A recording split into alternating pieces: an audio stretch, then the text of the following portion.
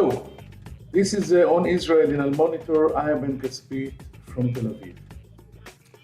It is difficult to find any major event somewhere on the globe that will not be connected somehow to an Israeli interest, a Jewish angle, etc. This is extremely right when we're talking about the brutal Russian invasion of Ukraine. Israel here is torn between its national security interests and strategic interests that are connected to the heavy Russian military presence in our northern front, where we are fighting almost daily or nightly against the Iranian interests within Syria and Lebanon. And on the other hand, the natural place of Israel, that is part of the Western world, the democratic world, and of course the moral standing of a Jewish state, and that people in Israel should be shocked from the fact that in 2022, it's possible for a superpower just to swallow a neighboring state without any provocation, and of course when we're talking about a democratic neighboring state.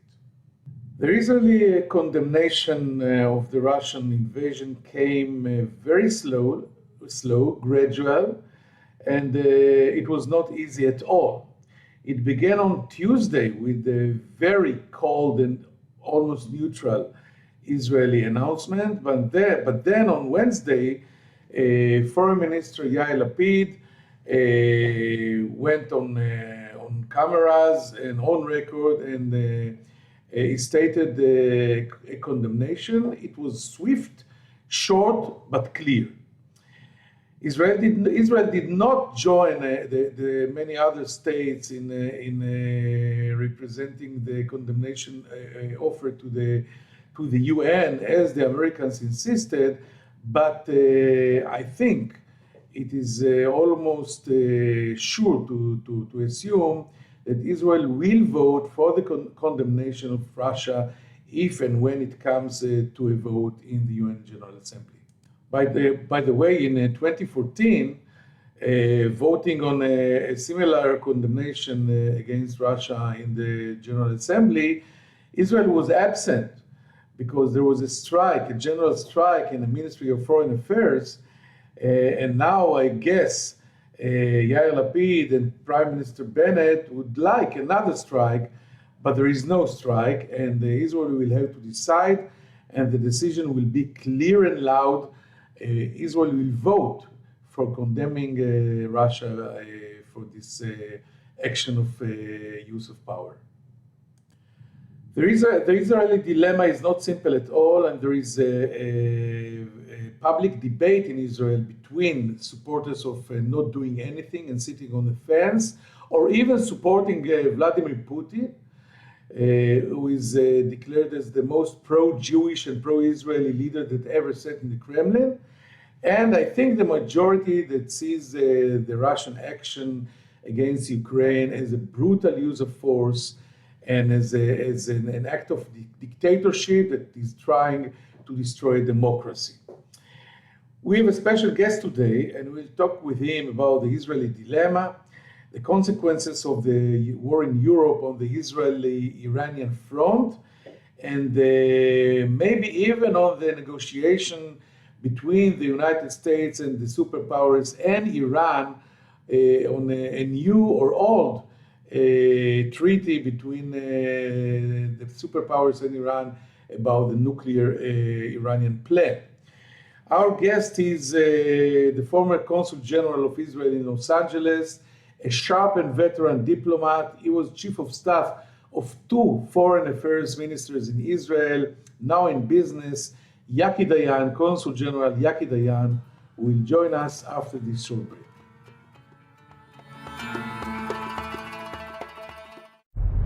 Hi, I'm Elizabeth Hagedorn, and I'm the State Department correspondent at Al Monitor. And I'm Joe Snell. I'm Al Monitor's video editor. Let's admit it, this past year has been difficult to stay on top of the news and sift through what's accurate and what's misleading. Let Al Monitor help you. If you care about the Middle East and North Africa, you should consider listening to Al Monitor's audio series On the Middle East with Andrew Parasalidi and Amber and Zaman, and On Israel with Ben Caspit. You can now watch our newest video podcast, Reading the Middle East with Gilles Capel. You can subscribe to these series on your favorite podcast platforms. And through a host of free daily and weekly newsletters, we offer a range of perspectives with the highest journalistic standards. You can subscribe to these newsletters at almonitor.com. As an award-winning media service headquartered in Washington, D.C., Al Monitor has a network of over 160 contributors around the world. So if you haven't done so already, be sure to visit almonitor.com, where you can find all of these newsletters and podcasts along with first-class reporting and analysis.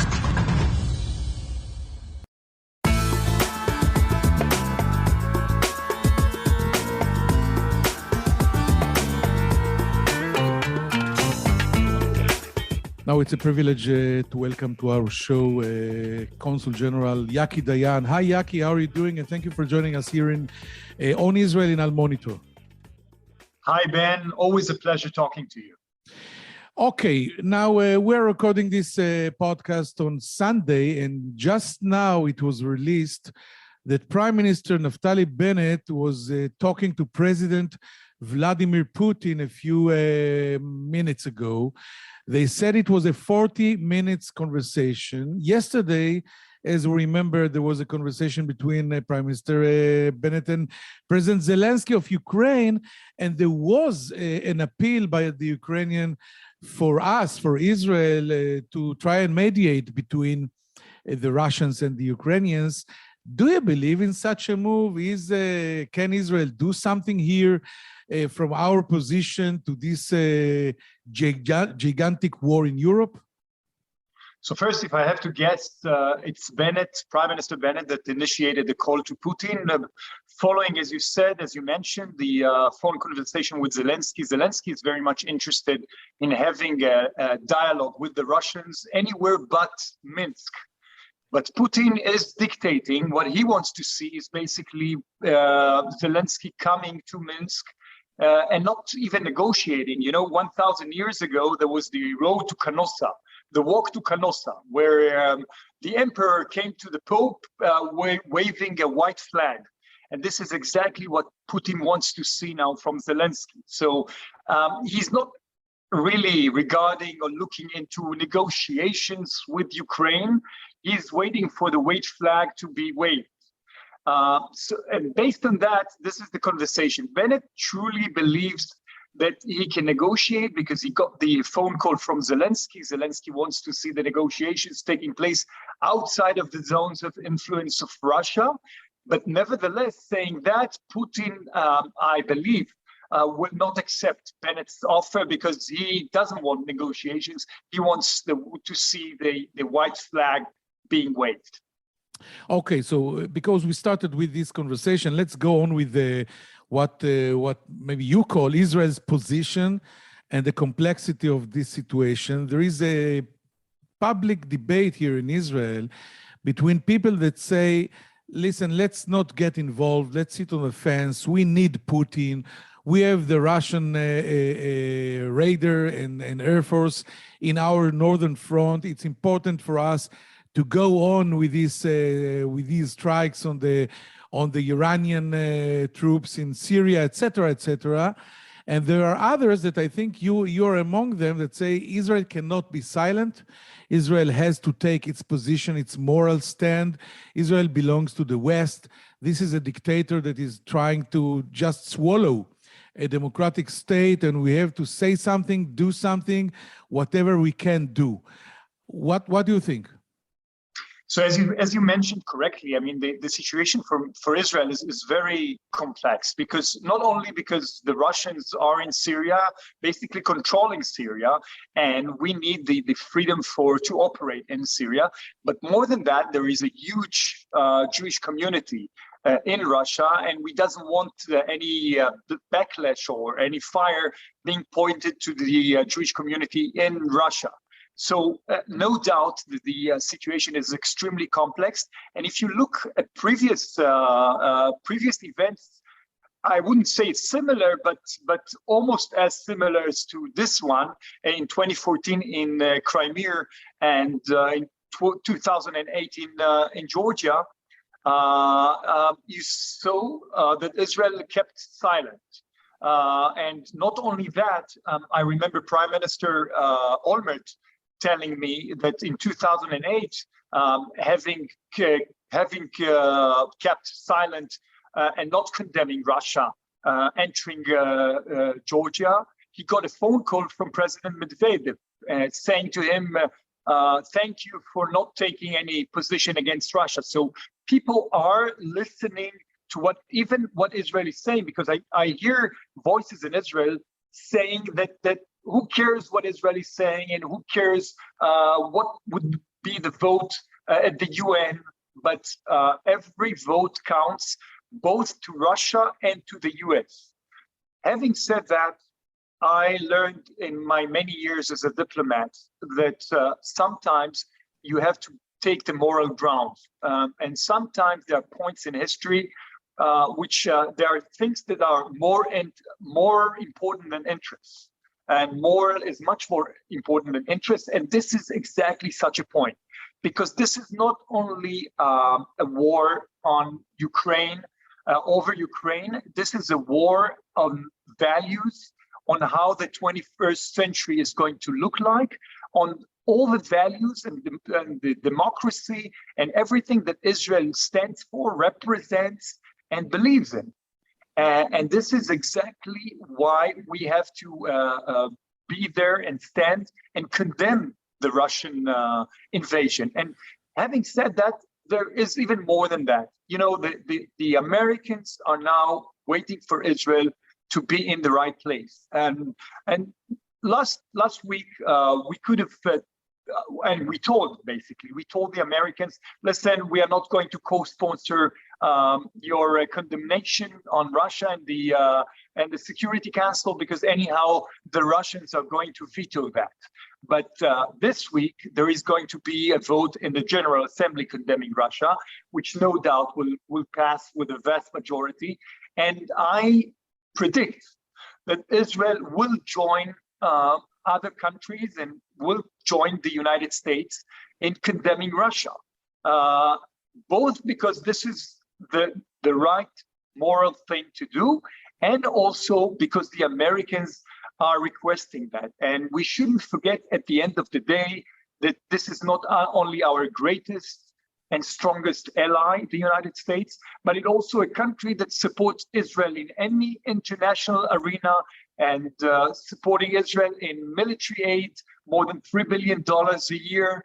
And I can go on and on and on how US is so important and vital for Israel. So eventually, if we have to take sides interest-wise, we will pick the United States any day.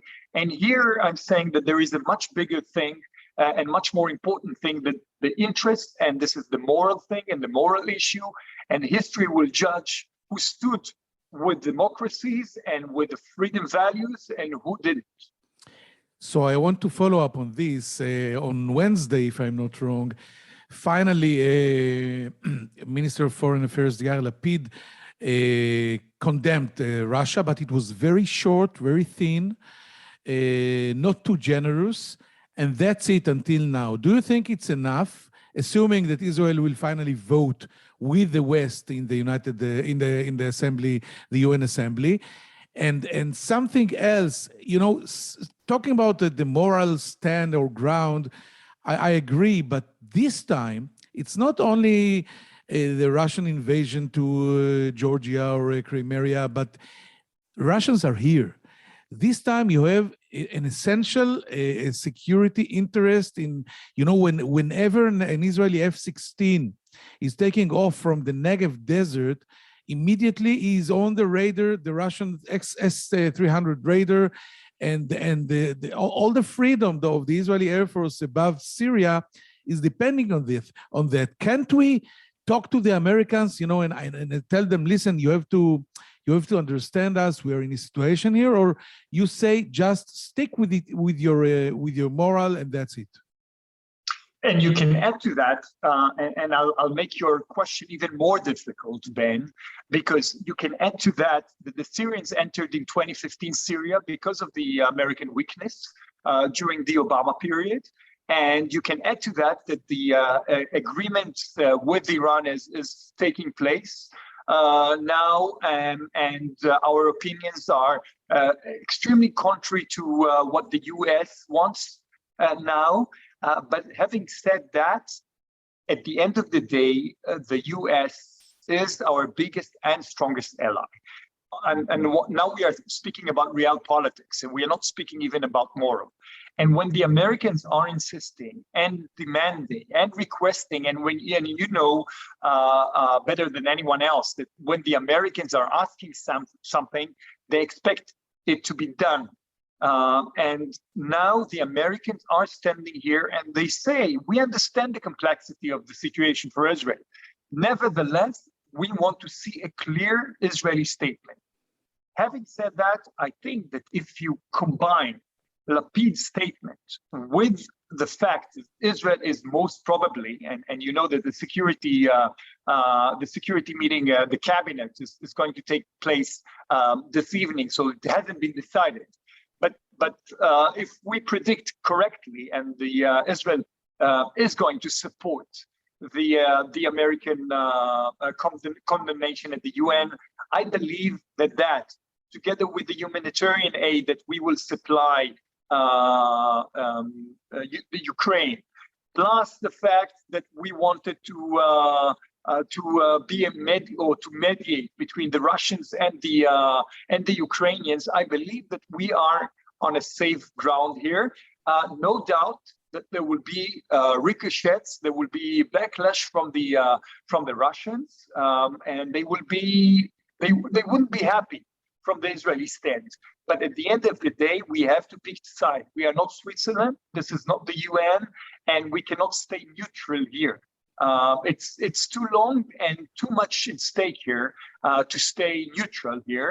And if we have to take the position, this is exactly the position that we have to take, condemning Russia for invading Ukraine. Final question about this issue, the Israeli and the Jewish angle. There is another thing, I'll call it the Jewish sentiment. You know, looking at this war, of course, that Putin is the strongest side and he's the dictator, etc. But if we look at it as Jews, and I hear it from people, not many people, but I hear it, the Ukrainians have a legacy of slaughtering Jews all over the history. And Putin, the Red Army, the Soviet army in World War II were the saviors and the real force that beat the Nazis. And so how can we suddenly look at it in a different position, from a different angle? Or what you say is ignore history. Now it's 2022 and the balance of force is very clear and the democratic state is Ukraine, etc. First, you're right. I mean, judging by history, Ukraine was not in the right side, and many Jews were slaughtered in the lands of Ukraine. But here, I think the issue is much broader than the Ukraine.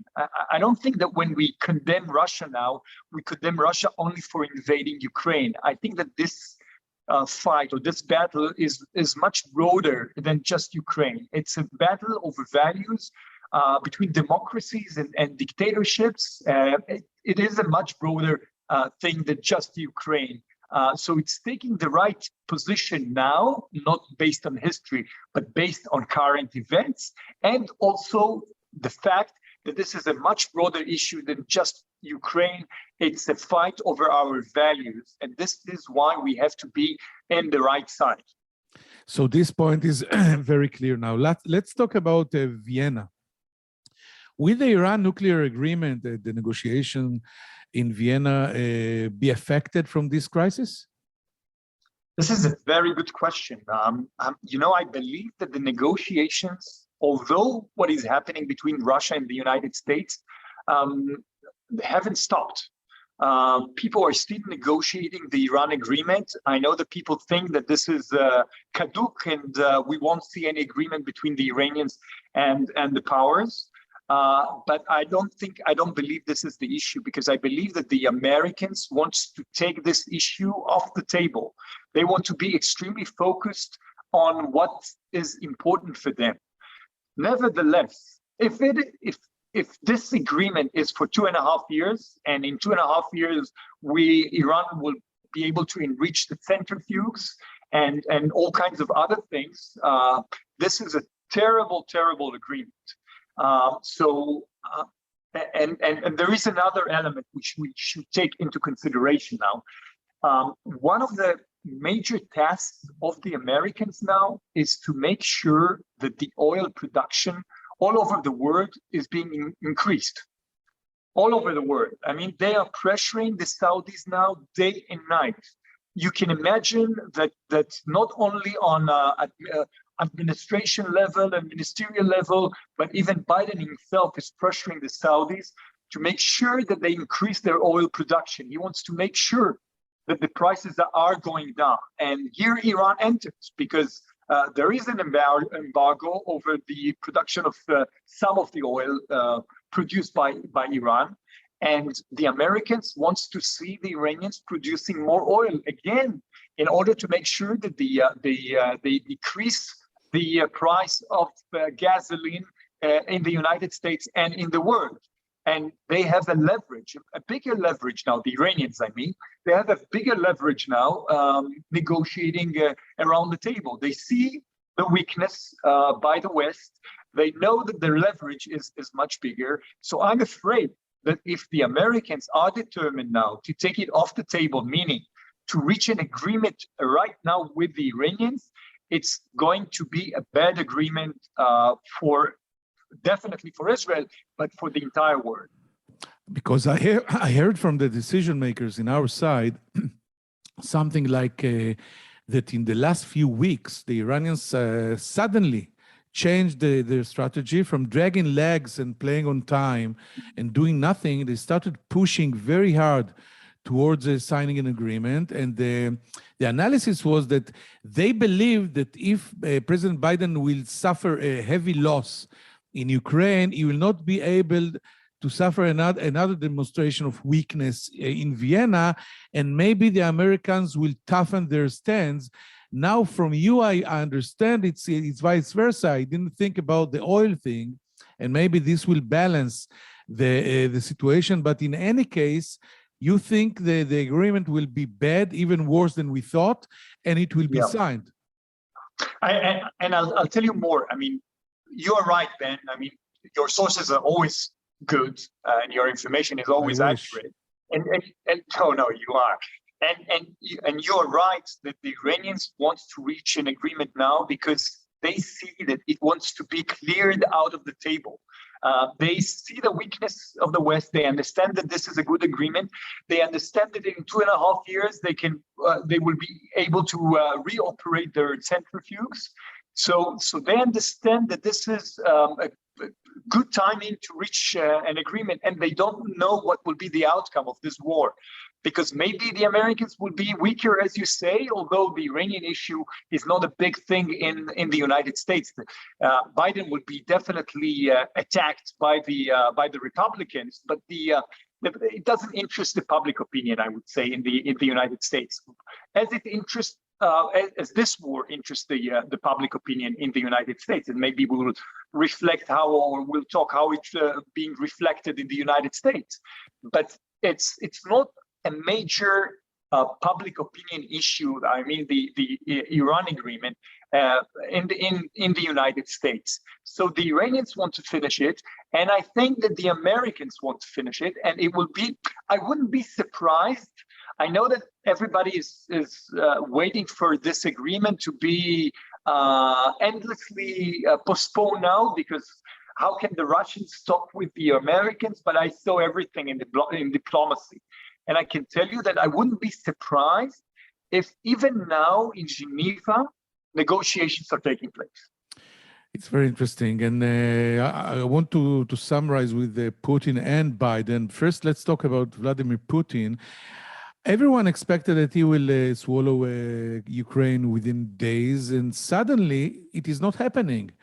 The Russian forces are suffering heavy casualties. The Ukrainians are fighting hard. Can the Ukraine become Putin's grave, or at least Putin's new Afghanistan? I don't think Afghanistan. It very much depends. I don't think that it's too close to home for it to become Afghanistan. Afghanistan was too far away, and the mud there. I think that the Ukrainians are much more similar to the Westerners than to the Afghans, and they want to enjoy the quality of life. I don't see a Taliban emerging now in the Ukraine. Nevertheless, you are right. The longer this war takes, the stronger the sanctions will be. Because if we judge by today, there is a very interesting development, and we should follow that very carefully. There is a major shift by the Europeans. We know now that there was a big difference in intelligence between the Americans and the Europeans. The Americans knew all the time that Putin is going to materialize his wish to invade Ukraine. But the Europeans were extremely skeptical about that. And when we saw the Israeli ministers saying that nothing is going to happen, they were more based on European intelligence than American intelligence. And also it shows you the weakness of the United States, that nobody believes their intelligence even. But there is a major development now within the Europeans. And I think that Germany is the best example for that. A country that days ago, the only thing that they were willing to do is to supply 5,000 helmets to the Ukrainians, now are willing to waive Nord Stream 2, the pipeline. They are willing to join the SWIFT sanctions, which are going to damage enormously Germany, and more than that, even to supply missiles and ammunitions to the Ukrainian fighters. This is a major shift, and it shows you that the Europeans are changing slowly. And if you add to that the fact that the airspace is being closed slowly in Europe, this is a huge development. And that's why I think that Putin wants to see Zelensky waving the white flag as soon as possible. This is his victory photo, I would say, image, because if he has to conquer Kiev and to kill, God forbid, Zelensky, this is not a victory photo. He will be damaged enormously by everyone. The notion that something is changing in Europe is slowly entering the Europeans, slowly, I'm saying in 4 days, but they were not prepared to that in advance. The sanctions were not prepared beforehand, and also the scope of the sanctions, definitely nobody thought about them. It wasn't only Viktor Orban in Hungary that was blocking the SWIFT. It was countries like Italy and Germany that were opposing that. And my sincere hope, by the way, is also that NATO will understand that this is not only a declarative organization. They have to do more than declarations, but to do operational things on the ground and to move more and more forces. So the more this war is being dragged, I think that the coalition will be bigger and stronger against Putin. It was highly interesting, and I guess the next few days will be interesting as well. Yaki Dayan, it was a pleasure. Thank you very much for joining us here on Israel in Al Monitor. Toda Rabba Yaki. We'll go. Thank you very much for having me, Ben. Thanks. A very short break. We'll become right after this with some final thoughts. Wait for us.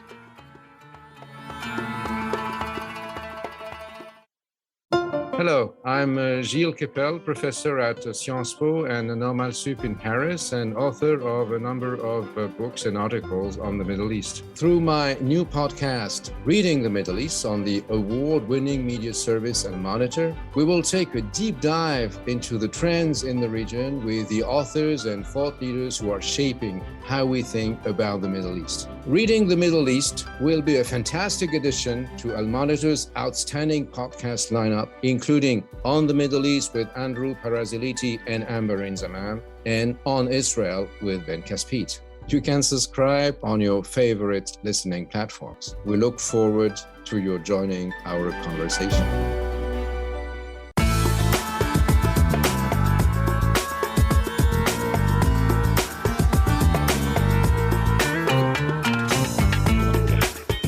Thank you for staying with us. Although he is aware to the complexity of the situation, to the fact that Israel is torn between its natural camp in the West with the United States, and on the other hand, the strategic security interests in the northern front here in above Syria and Lebanon, fighting the Iranians, where Putin is involved as well. But Consul General Yaki Dayan had no doubt, after all this complexity, he says that Israel don't have any other choice but to be loud and clear and not to be mistaken and not leave anything to the benefit of the doubt. It belongs to the free world. It is a member of the democratic West. It will stand by the side of the United States of America and support a decision to condemn Russia if it comes to the UN. And right now, when I'm closing this podcast, we hear that the American administration is disappointed from the fact that Israel was not among the states that launched this decision to the US. It preferred to stay outside. But as I heard today from decision makers in Jerusalem, when it will come to a vote, Israel has to vote with the West, with democracy, with freedom, and against Russia. The price that the Russians can charge us, expensive as it will be, is not important enough as the need for Israel, for the Jewish state, to be in the right side of history. And also talking about our interests with the United States of America, of course, with all due respect to Russia and to the Northern Front, our major ally, maybe only ally, is the United States of America. All this is Yaki Dayan's clear standing on this issue. Another important thing is said that he believes that this war and the sanctions will cause a sharp rise in oil prices, and this will be something that will maybe faster the race to sign the nuclear agreement between the superpowers and Iran. President Biden wants this out of his table. He wants to clear this problem, and he wants to ease the tension on the oil prices that will cause sanctions on Russia. And a very unique way is letting Iran sell oil again and maybe easing the tension. So this is not a very good news to Israel, but this is the situation and we are used to it. I hope you found it interesting, and I will find you here hopefully next week, the same place and the same time on Israel in Al Monitor. I'm Ben Caspit from Tel Aviv. Thank you. Take care. Bye-bye.